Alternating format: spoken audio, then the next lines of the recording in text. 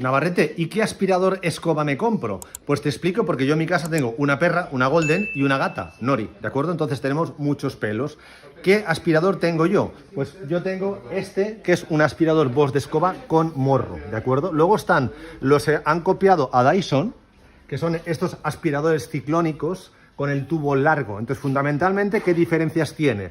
Pues aquí tienes menos capacidad del depósito, porque son depósitos de medio litro, 400 mililitros, no llega a medio litro, y estos son depósitos de 1 litro o litro y medio, menos capacidad, por tanto tendrás que sacar los pelos antes. Por contra, este tipo de aspiradores de mano, ¿de acuerdo? Son 2 en 1, es decir, que te permite, digamos, barrer y luego también quitas la barrita y te permite succionar, digamos, la suciedad, el polvo del coche, de, digamos, los sofás, los rinconcitos de, digamos, la puerta corredera del aluminio de la entrada, digamos que es más multiusos, ¿de acuerdo?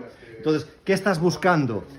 Batería, capacidad, búscate uno de escoba. ¿Qué estás buscando? Uno que sea polivalente, cómprate este, ¿de acuerdo? Digamos, cuanto más caro es el aspirador, más duración tiene la batería y más caro te va a salir, ¿de acuerdo? Entonces no es lo mismo que tú pases la escoba aspirador en 12 minutos, en 5 minutos, en 3 minutos, que quieres tener una autonomía de 45 minutos. Y con eso yo creo que ya sabes comprar un aspirador. Hasta el siguiente.